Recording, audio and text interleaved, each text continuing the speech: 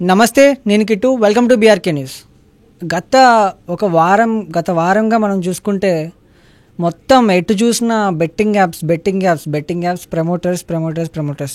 ఎప్పుడు అరెస్ట్ చేస్తారు, ఏ క్షణంలో అరెస్ట్ చేస్తారు, ఎవరిని అరెస్ట్ చేస్తారు అనేది కూడా ఈ చర్చ ఒక రేంజ్లో ఉందన్నమాట. జనాలకు కూడా ఇది చాలా ఆతృతగా వెయిట్ చేస్తున్నారు ఎవరు ఏం చేశారా అని తెలుసుకోవడానికి.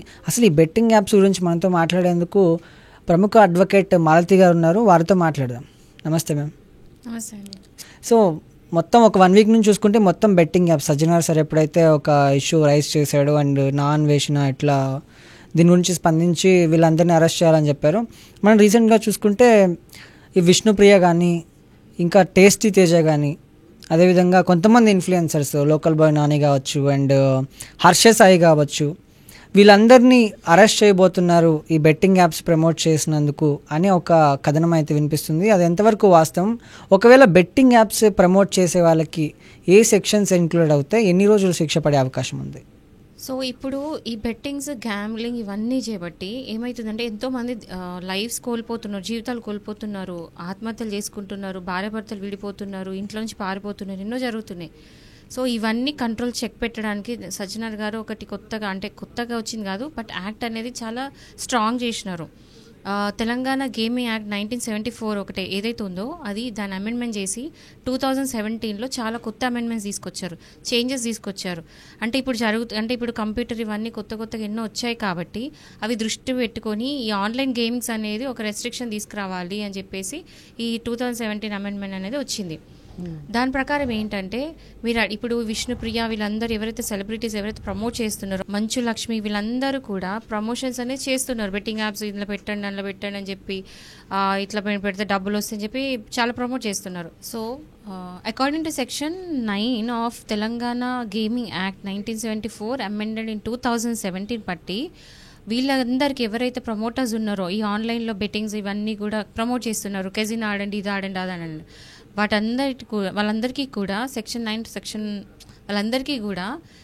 9 ప్రకారం 1 సంవత్సరం పాటు జైలు శిక్ష ప్లస్ 5,000 ఫైన్ పడే అవకాశం ఉంది. సో ఈరోజు 4ంటికి పిలిచినట్టున్నారు విష్ణుప్రియ వీళ్ళందరినీ హాజరుగమ్మని చెప్పేసి ఇన్వెస్టిగేషన్ కోసం. సో వాళ్ళు ఇచ్చే రెస్పాన్స్ బట్టే నెక్స్ట్ వాళ్ళ మీద యాక్షన్ అనేది జరుగుతుంది, ప్రొసీడింగ్స్ అనేది జరుగుతుంది. బట్ పబ్లిక్ అందరు దృష్టిలో పెట్టుకోండి ఏంటంటే బెట్టింగ్స్ ఆడకండి, ఇది చాలా సీరియస్గా తీసుకుంటున్నారు. అండ్ ప్రతి ఒక్కరు ఎవరైతే ఆడుతున్నారో, ఎవరు ప్రమోట్ చేస్తున్నారో ప్రతి ఒక్కరికి కూడా శిక్ష ఖచ్చితంగా పడుతుంది. ఇక్కడ అందరినీ సమానంగా ట్రీట్ చేస్తారా? చిన్న ఇన్ఫ్లుయెన్సర్స్ ఎవరైతే ఉన్నారో, లేకపోతే పెద్ద హీరోయిన్స్ కూడా దీన్ని ప్రమోట్ చేశారు, అదేవిధంగా హీరోలు కానీ క్రికెటర్లు కూడా కొంతమంది దీన్ని ప్రమోట్ చేశారు.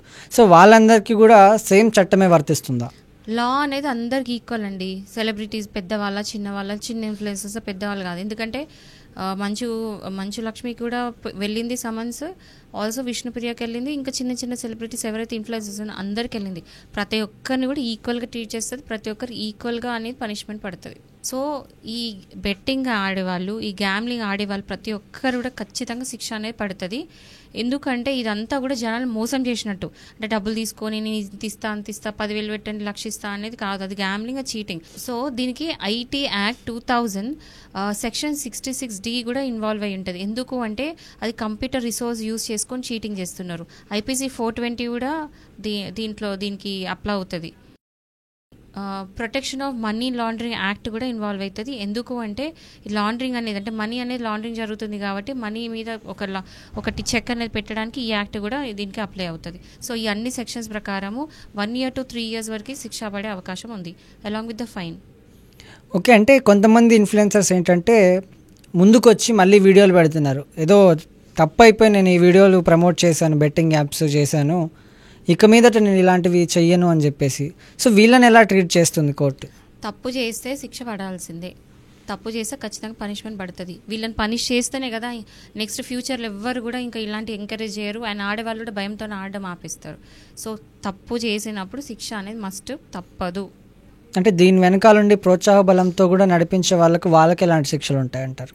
ప్రతి ఒక్కరికంటే ఇప్పుడు ఎట్లా అంటే ప్రమోటర్స్, ఇన్వెస్టర్స్ ఎవరైతే ఈ బిజినెస్ అనేది నడుపుతున్నారు వీళ్ళు. సో సెక్షన్స్ 3 నుండి 9 ఆఫ్ తెలంగాణ గేమింగ్ యాక్ట్ ప్రకారం ప్రతి ఒక్కరు కూడా ఇందులో శిక్షకి అర్హులే, అందరికీ శిక్ష పడుతుంది. Okay ma'am, thank you.